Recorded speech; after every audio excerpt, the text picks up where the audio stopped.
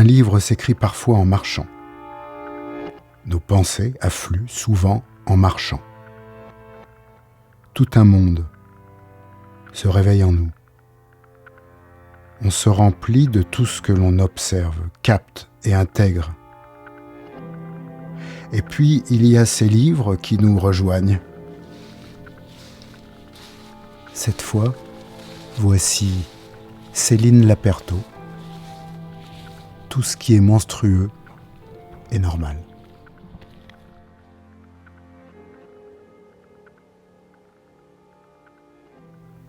Cette histoire débute avec la ruine. L'enfant ne sait pas que c'est ainsi qu'elle pourrait qualifier cet endroit, qu'elle pourrait qualifier tout ce qui naît et meurt autour d'elle. Du vieil immeuble infesté de rats au chemin qui mène au pont, du pont branlant au supermarché. Cette histoire débute avec la ruine. Mais l'enfant ne peut pas énoncer ce mot parce qu'elle ne le connaît pas. Elle ne sait pas encore lire, elle n'a jamais entendu ce mot qu'on ne lui a pas appris, parce que les adultes autour d'elle n'en ont pas conscience qu'il s'agit de la ruine. Les adultes autour d'elle ont un cœur qui bat, et c'est magnifique, cette façon d'avancer dans l'existence, en ne comptant jamais les battements dans sa poitrine. Les adultes autour d'elle vivent parce qu'ils respirent, et c'est suffisant pour qu'à cela on ajoute le pénible travail de se poser des questions. Vivre est une expérience incomparable, mais exister, l'apprentissage en est trop lourd.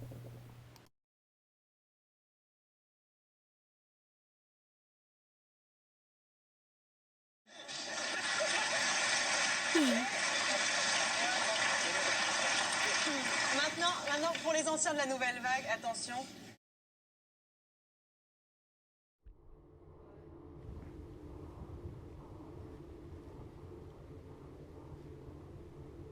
Elle n'a aucune raison de douter des adultes qui l'entourent. Sa mère est là, qu'elle croit forte. Ce n'est pas sa faute, ce n'est qu'une enfant. Elle ne sait pas que jouer les forts en gueule est une façon de dominer ce monde qui nous laisse aussi fragile qu'un astéroïde pulvérisé lorsqu'il pénètre l'atmosphère. Elle ignore donc que sa mère est faible. C'est juste qu'elle a 50 cm de plus qu'elle. Au commencement, il y a donc le lotissement en ruine, aux abords du canal, derrière le château. Et ce lotissement, lorsqu'elle ferme les yeux, est comme une persistance rétinienne du premier lieu qui aura initié le catalogue de ses choix. C'est ainsi que l'on pourrait débuter ce roman, même si ce n'en est peut-être pas un. On pourra ergoter sur la définition et se demander ce que valent les souvenirs qui meurent toujours un peu sous le poids du temps, déformés par ce que nous fûmes et ce que nous sommes, un être de chair et de nerfs, pétri de la peur, de la colère, de la joie aussi, et parfois du sentiment de fierté et des désillusions. Il y a toujours cet équilibre subtil à trouver entre la crainte de laisser trop de temps aux souvenirs, en prenant le risque de les voir se dissiper, et celle aussi de les décrire trop tôt et de les manipuler, de bêtement les corrompre pour avoir voulu écrire un être qui n'était pas prêt à se donner. Le temps. Voilà la clé de l'histoire. Même si nous ne savons que rarement vivre en bonne harmonie, lui et nous. Le temps de déchiffrer l'empreinte que les lieux ont laissée dans notre vie. Le temps d'être fier du chemin parcouru, fier de ce destin façonné à partir des planches de bois pourri, d'un pont insalubre comme de celle, d'une noblesse sans pareille, d'une bibliothèque. C'est en lisant Le Grand Voyage de Georges Semprin que tout s'est éclairé. Ce n'est pas encore maintenant que je pourrais raconter ce voyage, dit-il. Il faut attendre encore, il faut vraiment oublier ce voyage. Après, peut-être, pourrais-je le raconter. Alors attendre, grandir avec, le temps de la faculté, le temps des 2 maternités, le temps du premier appartement et de la première maison. Parce qu'on traverse les lieux, pas seulement pour nous, mais pour ce que notre pays raconte, pour ce que notre pays dit de nous, qui sommes nés dans des zones où c'est à peine si l'on paie un loyer, qui sommes nés dans des bras qui n'ont pas la force de bercer, c'est à peine s'ils ont la force de donner à manger. L'écrivain, elle, traverse les lieux d'un pays qui lui a donné ce dont elle avait besoin. Une capacité infinie de rebondissement. Il y a des lieux dans ce pays qui ne mériteraient pas qu'on les écrive. Il y a des êtres dans ce pays qui ne mériteraient pas qu'on les dépeigne. Parce que la France, comme n'importe quel pays, connaît ses lieux pittoresques, ses paradis de verdure, ses quartiers huppés et ses plaines de décrépitude. La France a, elle aussi, ces zones que personne ne nomme, que personne ne regarde. Parce que ça ne tient pas debout, ça ne tient pas la route. Ces murs en carton et ces allées qui puent la pisse de chat, ces immeubles branlants aux vitres cassées où des gens vivent, ces gens perdus au milieu des champs d'orties, dont les discours seraient incompréhensibles pour la moitié de la population. Ce sont des lieux situés aux portes de la ville. Des lieux froids, où l'on se bagarre à coups de poing et où les mots sont aussi tranchants que des lames de couteau.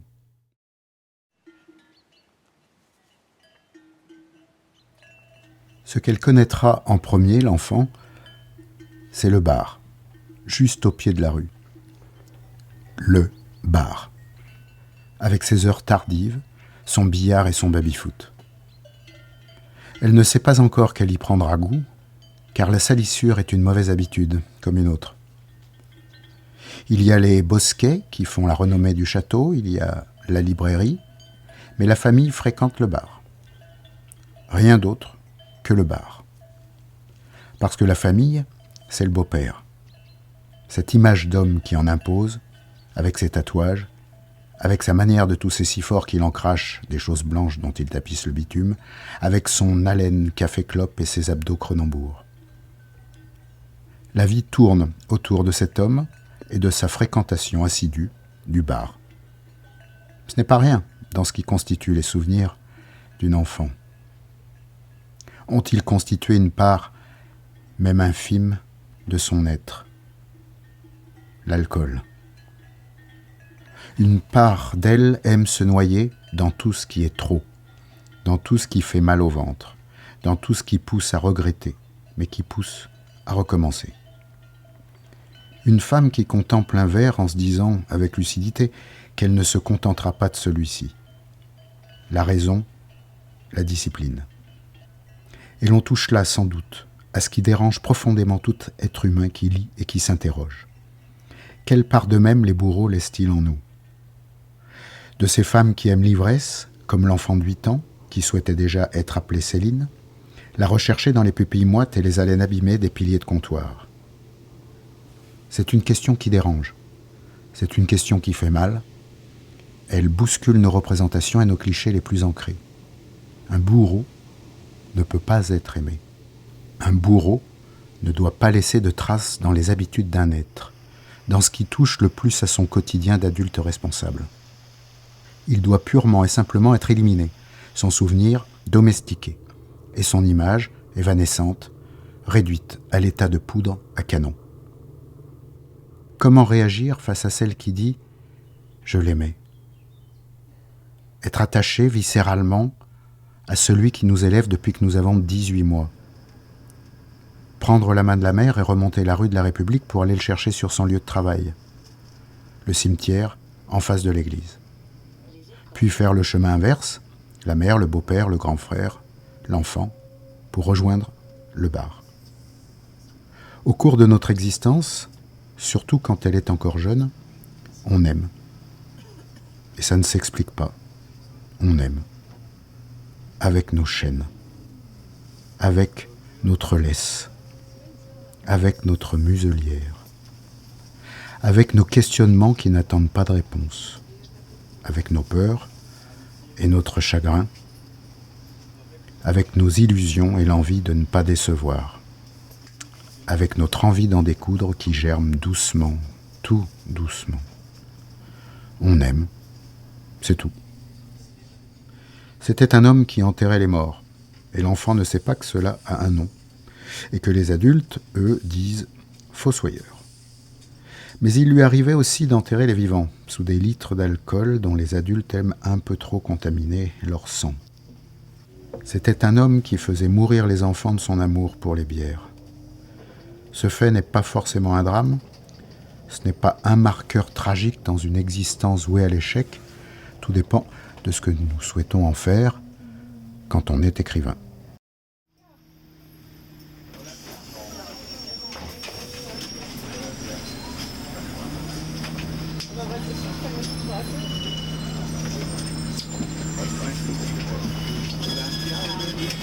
On sous-estime la soif de reconnaissance sociale dans le cœur d'un ex-enfant qui n'a pas eu l'occasion de réaliser pleinement ses rêves, par les études, le sport, la construction classique d'un être qui se bâtit un parcours professionnel.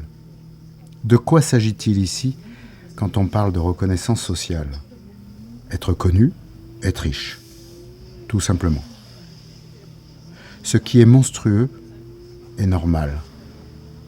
C'est une phrase qu'elle écrira souvent, l'enfant devenue grande, sans savoir que cette litanie constituera le fil rouge d'un récit. Oui, ce qui est monstrueux est normal.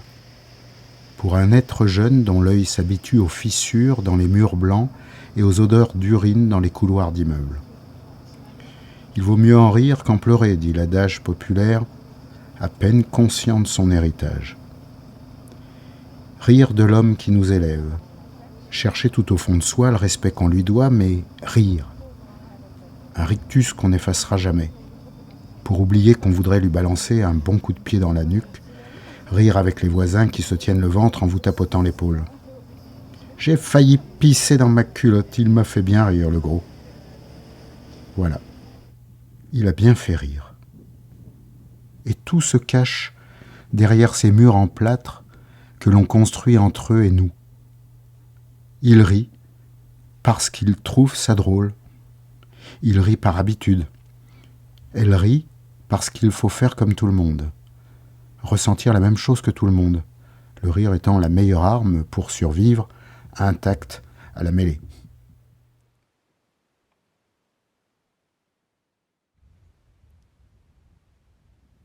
L'enfant devenue étudiante se souvient, lorsqu'elle a rédigé son mémoire de fin d'études sur la parodie dans les œuvres de Raymond Queneau et d'Italo Calvino, avoir lu l'ouvrage de Bergson sobrement intitulé « Le rire ».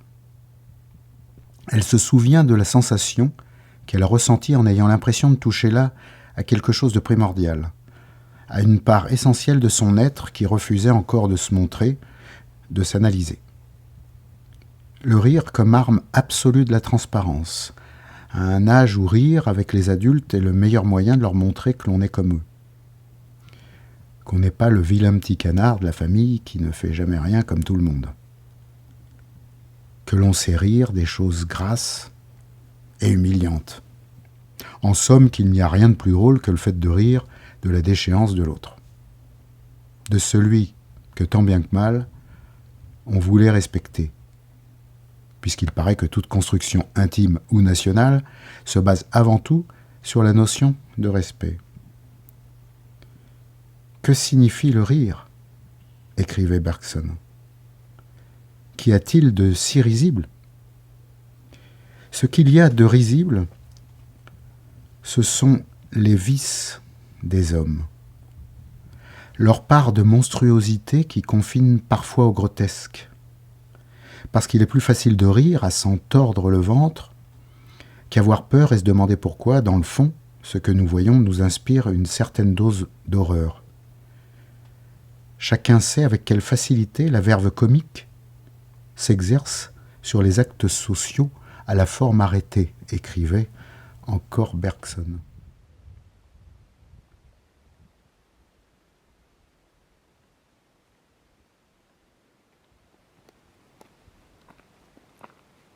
C'est une ville qui ressemble à toutes les autres en France, avec ses habitants qui marchent en titubant sur les trottoirs, ces fumeurs qui crachent leurs tripes, ces hommes qui partent au travail tôt le matin, sans que les passants se doutent de ce qu'ils ont fait de leurs mains la nuit passée, de ce qu'ils ont fait de leur sexe cette même nuit. Ces femmes qui courbent la tête et végètent dans leur robe de chambre une partie de la matinée, le bol de café rempli à ras-bord et le cendrier qui déborde de mégots, de cigarettes. Ces femmes qui ont bien entendu quelques bruits en provenance de la chambre pendant qu'elles étaient encore sur le canapé, à se persuader que cela provenait de la télé. ces enfants qui partent à l'école en évacuant déjà les brumes de la nuit passée, puisque les adultes ne trouvent rien à y redire, puisque le quotidien se construit de ces jours d'école et de ces nuits dont il ne faut rien dire. Les nuits sont pleines de promesses que les enfants doivent faire aux adultes. Les nuits sont pleines de silence et de mots qui ne se prononcent pas, de mots qui se murmurent même pas. L'enfant n'aime pas la nuit, ne l'aimera jamais vraiment. Il lui faut le jour, il lui faut l'espace lumineux du dehors. L'enfant n'aime pas les portes closes, ne les aimera jamais. Jamais rien ne sera fermé en dehors de la porte d'entrée. Dormir ou enseigner implique l'espace lumineux du dehors. Voilà, ça se passe en France comme partout ailleurs. Cela se passe au cœur de villes bruissantes de commerce aux chiffres d'affaires respectables, d'écoles et de bibliothèques, de stades de foot et de centres socioculturels, de bars et de librairies, de foyers pour enfants et de familles d'accueil. Cela se passe la nuit, quand les éducateurs sont rentrés chez eux, quand les professeurs ont corrigé la dernière copie et qu'ils se préparent à dormir, quand les autres parents ont déjà embrassé leurs enfants sur le front en veillant à ce que la veilleuse soit bien branchée pour que la pièce soit suffisamment éclairée. Cela se passe dans d'autres maisons où ce qui se consume la nuit s'évapore le jour, aussi évanescent qu'un rêve qui a mal tourné. La rue du Pont-Rouge, c'est la rue des livres. La rue qui donne sur les jardins du château. La rue qui donne sur l'alcool. La rue de l'inceste. La rue des prises de conscience de la schizophrénie des langages. Qu'en reste-t-il aujourd'hui ? On a coutume de dire que l'intégralité de notre vie est jouée dès l'enfance. L'enfant devenu grande ignore si l'affirmation est juste ou fausse, et il n'ira certainement pas chercher des réponses dans les manuels de psychologie. Mais l'enfant, elle, se réveille en brillante femme d'affaires, déjà certaine qu'elle n'aurait pas 10 mioches à 30 ans tout rond. Être écrivain, au final, est une affaire autrement plus intéressante. C'est liquider d'un trait ce qu'il y a de plus laid en nous et l'offrir au monde, pur et authentique, offrir ce qu'on possède de plus beau et de plus fragile, intact et fissuré.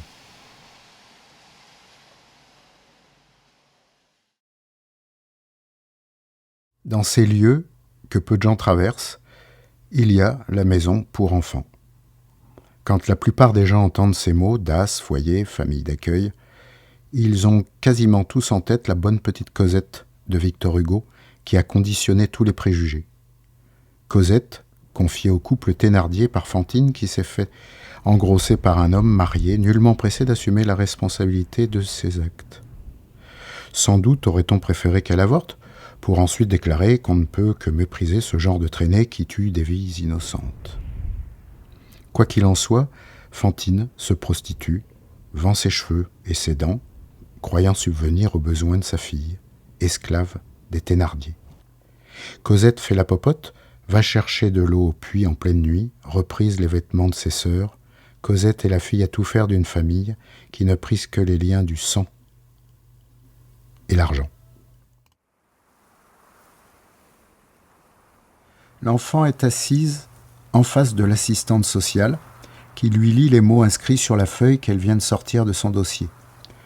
Placement d'urgence ordonné par le juge aux affaires familiales. L'enfant a 11 ans et elle ne saisit pas la réalité qui se cache derrière cette phrase.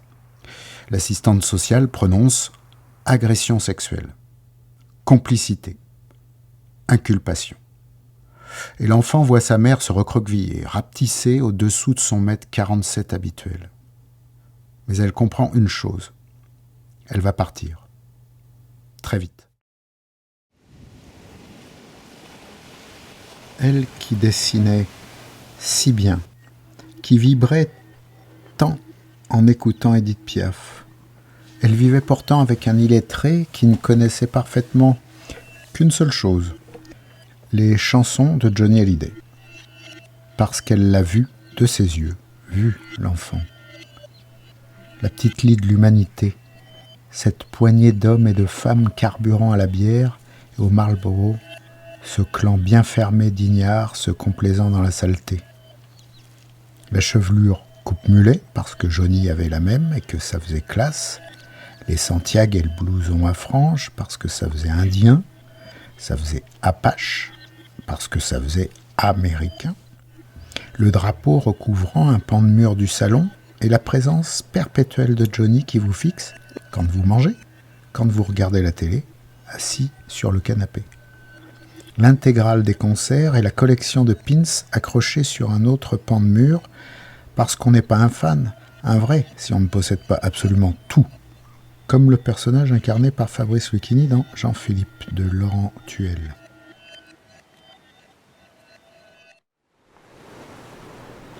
Parmi ces lieux que l'on traverse, comment ne pas parler de l'école ?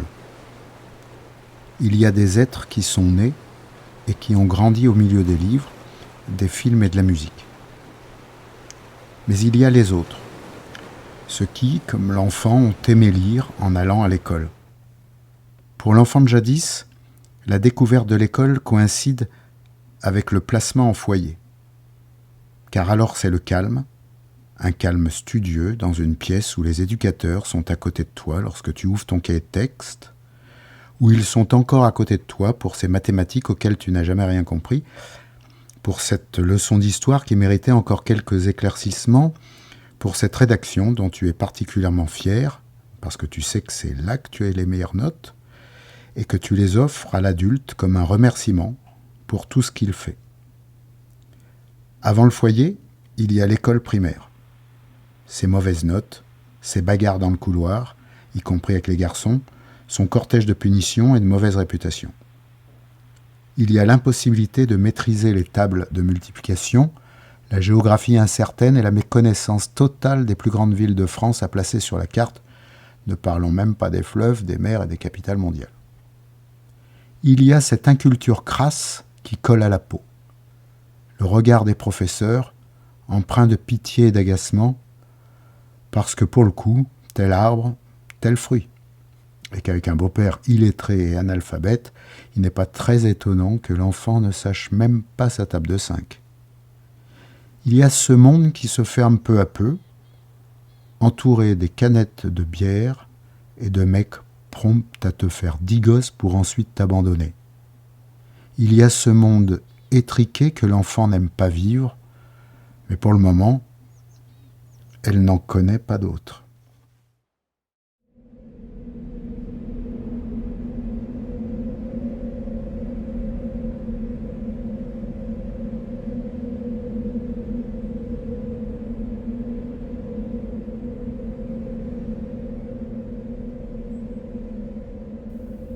Être professeur n'est pas un métier décidé au hasard dans la peur de ne pas vivre de sa plume. Être professeur, c'est essayer au maximum, avec le peu de moyens que l'on a, la médiocrité du quotidien et l'envie, parfois, de baisser les bras, c'est essayer, donc, de rendre ce que l'on a reçu. De rendre hommage à ces professeurs de français qui ont su nous captiver, nous écouter, nous lire, prendre soin de nos peurs de débutants lors des premiers poèmes, lors des premiers chapitres. Être professeur, c'est se dire qu'on laisse une trace dans de jeunes âmes. Et, on l'espère, la meilleure possible. C'est espérer la bonne rencontre au bon moment pour d'autres enfants dont on connaîtra la lueur dans le regard.